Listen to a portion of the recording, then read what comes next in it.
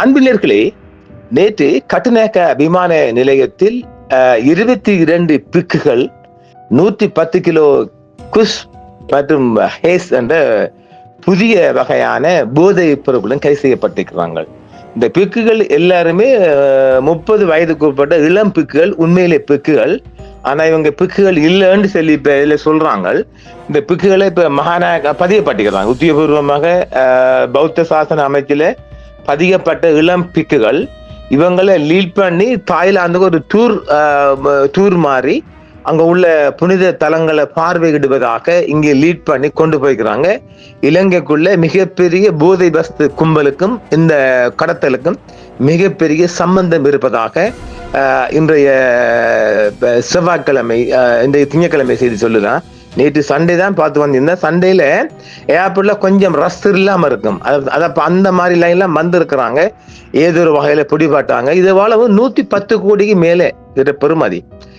Katunayake airport வரலாற்றிலேயே இதுதானா மிகப்பெரிய ஒரு போதை வஸ்து கடத்தல்னு சொல்லப்படுது. ஆனா அந்த பிக்குகளுக்கு உண்மையிலே என்னவென்று தெரியாது. ஒரு பக்கம் இதை லீட் பண்ணி போனவங்க அவங்களுக்கு ஹோட்டல்ல ஒரு 3 நாள் தங்குறது, ஹோட்டல் கைச்செலவுக்கு பணம் எல்லாம் கொடுத்து தங்க வச்சு அங்க உள்ள பௌத்த இடங்கள்லாம் காட்டிட்டு ஒரு டூர் மாதிரி அவங்களை கொண்டு போயிட்டு அவங்க நாட்டுக்குள்ள கொண்டு வந்தீங்கன்னா பிடிபடும் வரை இவங்களுக்கு தெரியான்னு சொல்லப்படுது. அது இருக்கலாம், அதை நான் இல்லைன்னு சொல்ல மாட்டேன். ஆனா இவங்களுக்கு புன கொடுக்கல. இது பௌத்த நாடு இல்லையா? அதைத்தான் நாங்க பார்க்க போறோம். இப்ப 4 கிராமுக்கு மேல இருந்தாலே ஹைகோர்ட்டு போறதுக்கு இதுக்கு புன கொடுக்கல. 22 பேரு 110 கிலோன்னா நீங்கள பாருங்களேன் பாப்போம். எவ்வளவு ஆளுக்கு ஒரு 1/2 கிலோ பார்த்தாலும் இவங்களுக்கு புன கொடுக்கல. ஆயுள் சிறையில இருந்து தான் அவங்க வெளியாகணும். அதான் சட்டம், இந்த உள்நாட்டு சட்டம். ஆனா இதுல அழுத்தங்கள் வருமென்றால் ஏதோ ஒரு வகையில வீக் ஆக்குவாங்க. அவங்களோட பி ரிப்போர்ட் எல்லாம் பதியப்பட்டிருக்கு, கொழும்புல பிடிபட்டிருக்குது. மிகப்பெரிய இஷ்யூ. இலங்கையில மிகப்பெரிய ஒரு பேசி பொருளாகவும் கேவலப்பாகவும் பார்க்கப்படுது. இதே நேரம் இவங்களோட மகா சங்கம் இவங்களை பிக்குல வந்து நீக்கிட்டாங்களாம் சொல்லிக்கிறாங்க. அதெல்லாம் செய்யறது தானே. வாங்க அந்த செய்தியில முழு செய்தியை தரம் பாருங்க, பார்ப்போம்.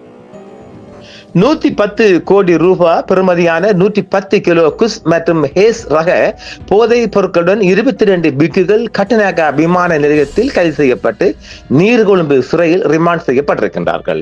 குற்றத்தை செய்ய இவர்களை வழிநடத்திய மற்றொரு பிக்குவும் கம்பஹா பகுதியில் வைத்து கைது செய்யப்பட்டிருக்கிறாங்க. 22 பிக்குல கையிலையும் ஒரு அளவாக அன்னளவாக அங்கிட்டு கூட இங்கிட்டு குறைய மொத்த நிறையாக 110 கிலோகிராம் என்று மதிப்பிடப்பட்டிருக்குது. கட்டுநாயக்கா விமான நிலையத்தின் வரலாற்றிலேயே ஒரே நேரத்தில் அதிகளவான போதைப் பொருள் கைப்பற்றப்பட்ட மிகப்பெரிய சம்பவமாக இது பதிவாகியுள்ளது. இதன் சர்வதேச சந்தை மதிப்பு இன்னும் அதிகமாக இருக்கும் என்றும் ஓரளவு அன்னளவாகத்தான் இவங்க 110 கோடி ரூபாய்க்கு மதிப்பீடு செய்யப்பட்டிருக்குது. விமான நிலைய சுங்கம் பகுதியால கைது செய்யப்பட்ட 22 பிக்குகளையும் எதிர்வரும் மே 2ஆம் தேதி வரை தடுப்பு காவலில் வைத்து விசாரணை செய்ய நீர்கொழும்பு நீதிமன்றம் அனுமதி வழங்கி இருக்கின்றது. கைது செய்யப்பட்ட பிக்குகள் நேற்று நீதிமன்றத்தில் ஞாயிற்றுக்கிழமை ஆஜர் செய்யப்பட்ட போதே இந்த உத்தரவு பிறப்பிக்கப்பட்டிருக்கின்றது. இதேவேளை இந்த குறித்த பிக்குகள் குழுவிற்கு தலைமை தாங்கி இந்த குற்றத்தை வழிநடத்தியாக கூறப்படும் பிரதான சந்தேக நபரான மற்றொரு பிக்கு கம்பஹா மீககாமுல் பகுதியில் வைத்து போதைப் பொருள் போலீசால நேற்று மாலையை கைது செய்யப்பட்டிருக்கிறாங்க. இது வந்துட்டு நார்கோட்டிக் பியூரோவால. குறித்த 22 பேரிடமும் முன்னெடுக்கப்பட்ட சோதனைகளின் போது அவர்களின் பயண பைகளில் அவங்களோட டிராவல் பேக்குகள்ல பிரத்யேகமாக மாற்றியமைக்கப்பட்ட, அதாவது அதுக்குள்ளேயே ஒரு தட்டு மாதிரி அமைச்சு இதுக்கென்று தனியாக தயாரிக்கப்பட்ட பேக் கொண்டு அமைச்சு இவங்க பார்த்து பிடிக்கல அளவுக்கு 110 கிலோகிராமும் 54 பையிலையும் வைக்கப்பட்டிருக்குது. ஒவ்வொரு சந்தேக நபரும் தங்களது பயண பைகளில் 5 கிலோகிராமுக்கும் அதிகமான போதைப் பொருளை வச்சிருக்கிறாங்களாம். ஒவ்வொரு பேக்கிலையும் 500 அப்படிங்கிறதானே. ஒரு விளம்பரதாரர் வழங்கிய விமான பயண சீட்டுகளை பயன்படுத்தி சந்தேக நபர்கள் கடந்த ஏப்ரல் 22ஆம் தேதி இலங்கையிலிருந்து தாய்லாந்துக்கு புறப்பட்டிருக்கிறாங்க. அங்கிருந்த போது அவர்கள் சாதாரண உடைகள் அணிந்து பல்வேறு நடவடிக்கைகளில் ஈடுபட்டதாக கூறப்படுகிறது. என்ன பெட்டைக்கு பின்னால அலைஞ்சிக்கிறாங்க. அங்க ரோட்ல நிக்கிறாங்க விலை மாதுக்கள், அவங்களுக்கு பின்னாலே சுத்த வச்சு போட்டு இங்க பேக்கில வேலை பார்த்துக்கிறாங்க. இந்த நடவடிக்கைகளின் படங்கள் மற்றும் காணொலி காட்சிகள் பின்னர் அவர்களது கைபேசிகளில் இருந்து போலீசாரால் மீட்கப்பட்டன. இந்த போதைப் பொருள் பறிமுதல் கட்டுநாயக்க விமான நிலையத்தில் இதுவரை கண்டறியப்பட்டதிலேயே மிக அளவான ஒரு போதை கடத்தல் என்று சொல்லப்படுகின்றது. அத்துடன் பிக்கு மாடமிருந்து போதைப் பொருட்கள் பறிமுதல் செய்யப்பட்ட முதலாவது சந்தர்ப்பம் இதுவரை தெரிவிக்கப்படுகிறது. அதாவது நாட்டுக்குள்ள எவ்வளவு நடக்குது, ஏர்போர்ட்ல இதுதான் பெஸ்ட்னு சொல்றாங்க, எத்தனையே தப்பி தவறி போயிடுச்சு. ஏனென்றால் இந்த செய்திக்குள்ள கொஞ்சம் பார்த்து, அதாவது இந்த மஞ்ச உடை அணிந்தால் வானத்தால பந்துஜித்த ஒரு தேவசூதர் மாதிரி இந்த இந்த இந்த நாட்டுல பெரும்பான்மை இனத்துல பாக்குறாங்க.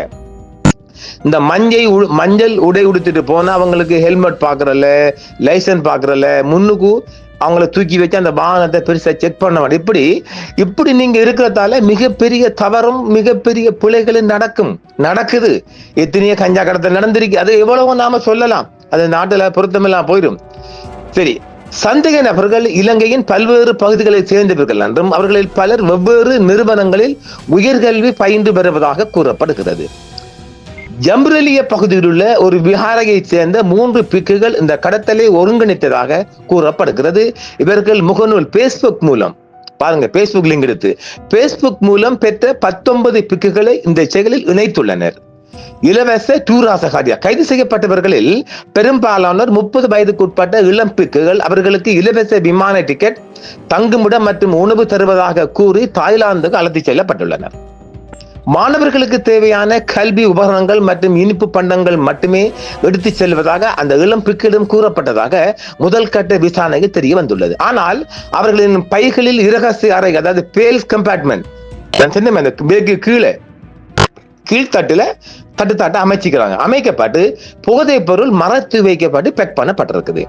இவர்கள் ஏப்ரல் 22 அன்று தாய்லாந்து சென்று 4 நாட்கள் தங்கியுள்ளனர். அங்கு அவர்கள் சாதாரண சிவில் அட்டைட் சுற்றி திரிந்த புகைப்படங்கள் மற்றும் வீடியோக்கள் அவர்களது போன்ல இருந்து இருக்குது. அதையெல்லாம் எடுத்துக்கிறாங்க போதை வஸ்து பிரிவால.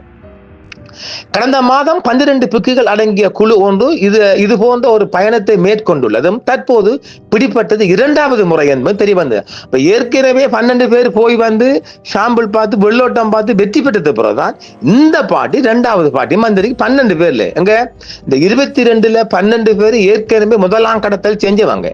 அவனுக்கு தெரியும். இப்ப சொல்லுவாங்க என்ன எங்களுக்கு தெரியாது, சரி உண்மையுமே தானே, இந்த பேக்குகள் என்ன வச்சுன்னு சரி இவங்களை கொண்டு விட்டாச்சு, சாப்பாடு கொடுத்தாச்சு, கையில தாய்லாந்து பணத்தை கொடுத்தா நீங்க போய் சுற்றி வருவாங்க. அங்கே கிடக்குதானே ஏரியாக்கள், விலை மாத ஏரியாக்கள் சுற்றி திரிய விட்டுட்டு வேலை பார்த்திருக்கிறார்கள்.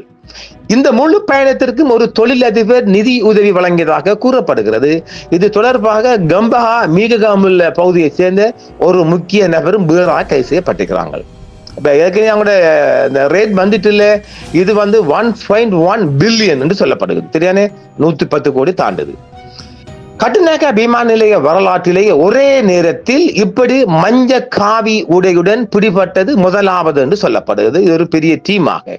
தற்போது இந்த 22 பிக்குகளும் மே 2ஆம் தேதி வரை விளக்கமறியலில் வைக்கப்பட்டாலும் இவங்களுக்கு திருப்பி ரிமாண்ட் பண்ணுவாங்க. அதேவேளை மகாநாயக்க தேரர்கள் இந்த செயலை கண்டித்துள்ளதுடன் இவர்கள் பிக்குகள் வேடம் விட்டவர்கள் என சாடி உள்ளார்கள். வேடமில்லை, பிக்கு தான். கைது செய்யப்பட்டவர்களின் உண்மை தன்மை குறித்து தற்போது தீவிர விசாரணைகளும் விவாதங்களும் நடைபெற்று வருகின்றன. இது குறித்த தற்போதைய நிலவரத்தை சரியா சொல்ல போனோம் என்றால், ஆரம்ப கட்ட விசாரணைகளின்படி இவர்கள் அனைவரும் பௌத்த விஹாரை திணைக்களத்தில் முறையாக பதிவு செய்யப்பட்ட உண்மையான பிக்குகள் என்பது உறுதிப்படுத்தப்பட்டுள்ளது. பிக்கு தானே, மாற்றமில்லை. இவர்கள் போலி வேடமிட்டவர்கள் அல்ல, மாறாக அங்கீகரிக்கப்பட்ட விஹாரைகளை சேர்ந்தவர்கள் என்று ஐடென்டிட்டி கார்டும் வழங்கப்பட்டிருக்குது. ஆனா இப்ப என்ன சொல்றாங்க என்றால், இவங்க இந்த கடத்தலுக்கு இவங்களை பிக்கு உடையில பயன்படுத்த சொல்லப்படுது.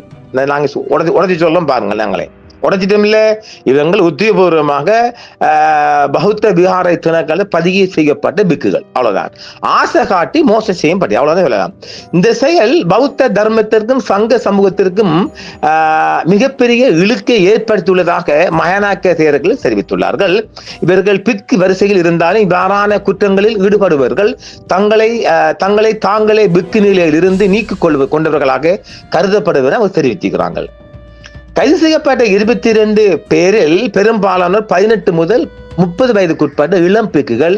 இவர்கள் வருகை பின்னணியை கொண்டவர்கள் என்பதால் வெளிநாட்டு சுற்றுலா மற்றும் கல்வி உபகரணங்கள் என்ற போர்வையில் மூத்த பிக்குகளால் மூளை செலவை செய்யப்பட்டு பயன்படுத்தப்பட்டிருக்கலாம் என்று சந்தேகப்படுறாங்க. உண்மையும் அதான். இவர்கள் தாய்லாந்தில் தங்கியிருந்த போது காவி உடையை களைந்துவிட்டு சாதாரண உடையில் கேளிக்கை விடுதிகளுக்கு சென்றதற்கான ஆதாரங்கள் அவர்களது அலைபேசிகளில் கண்டறியப்பட்டுள்ளன. இது அவர்கள் திட்டமிட்டு இந்த ஒழுக்கற்ற செயலில் ஈடுபட்டார்களா என்ற கேள்விக்குறி இல்லை. நான் என்ன சொல்லண்டால், இவர்கள் ஆசை காட்டி கொண்டு போயிட்டு ஆட்களை எல்லாம் காசையும் கொடுத்து இந்த இடத்துக்கு போங்கண்டு ஒருவர் கைட் பண்ண போக சாமான் சரக்கு வந்திருக்கும் இல்ல, அந்த சரக்கை ஒரே நாளையில செய்யல, கொஞ்சம் இரவரவா ஒவ்வொரு பேக் எடுத்து அந்த பேக்கு கீழே தட்டடிச்சு அந்த பேக்கை மறைச்சு வச்சுக்கிறாங்க. இதை இவங்க பார்த்துட்டு வாழ்ந்த சொல்லி ரூமை விட்டு காலியாக்கி நாங்க போய் நல்லா திண்டு என்ஜாய் பண்ணிட்டு வாங்கன்னு இருப்பாங்க. இதுதான் நடந்திருக்குது. கை செய்யப்பட்டவர்கள் பிக்குகளாக இருந்தாலும் அவர்கள் நாட்டின் பொது சட்டத்தின் கீழ் போதைப் பொருள் கடத்தல்காரர்களாகவே கருதப்பட்டு விசாரணைக்கு உட்படுத்தப்படுகின்றனர். அவர்கள் தடுத்து வைக்கப்பட்டுள்ள காலத்தில் சிறைச்சாலை விதிகளின்படி அவர்களுக்குரிய நடைமுறைகளை பின்பற்றப்படும் என்றும் சொல்லப்படுகின்றது. சுருக்கமாக சொன்னால் அவர்கள் உத்தியோகபூர்வ பிக்குகள் தான், ஆனால் அவர்களின் செயல்பாடுகள் பிக்கு ஒருவருக்குரிய ஒழுக்க நெறிகளுக்கு முற்றிலும் முரணாக அமைந்துள்ளன என்று சொல்லப்படுகின்றது. இது குறித்து பௌத்த பீடங்களின் மகாநாயக்க தேரர்கள் மிக கடுமையான முடிவை எடுத்துள்ளனர். சங்க சமூகத்திலிருந்து நீக்கப்பட்டிருக்கிறார்கள். அதாவது இந்த போதைப் பொருள் கடத்தல் சம்பவத்தில் கைதானவர்கள் பௌத்த தர்மத்திற்கும் சங்க சமூகத்தின் கௌரவத்திற்கும் ஈடு செய்ய முடியாத இழுக்கை ஏற்படுத்தியதற்காக மகாநாயக்க தேரர்கள் கூட்டாக அறிவித்துள்ளனர். எனவே இவர்கள் சங்க சமூகத்திலிருந்து சங்க சொசைட்டி தற்காலிகமாக நீக்குங்களா. இவர்களது பிக்கு அடையாள அட்டைகள் மற்றும் பௌத்த விகார திணைக்களத்தில் உள்ள பதிவுகளை ரத்து செய்ய நடவடிக்கை எடுக்கப்பட்டுள்ளது. இனி இவர்கள் பிக்குகளாக செயல்பட சட்ட ரீதியாக அல்லது மத ரீதியாக அனுமதி இல்லைன்னு சொல்லப்படுகிறது.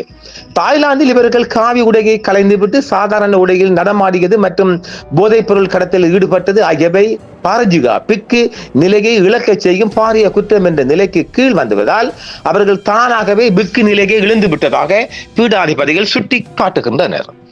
இவர்கள் மத அமைப்பிலிருந்து நீக்கப்பட்டாலும் நாட்டின் பொது சட்டத்தின் கீழ் சாதாரண குடிமக்களாகவே விசாரணைகளுக்கு உட்படுவார்கள் என்றும் சிறைச்சாலைகளிலும் இவர்களுக்கு பிக்குகளுக்குரிய விசேட சலுகைகள் எதுவும் வழங்கப்பட மாட்டாது எனும் தெரிவிக்கப்பட்டிருக்கின்றது.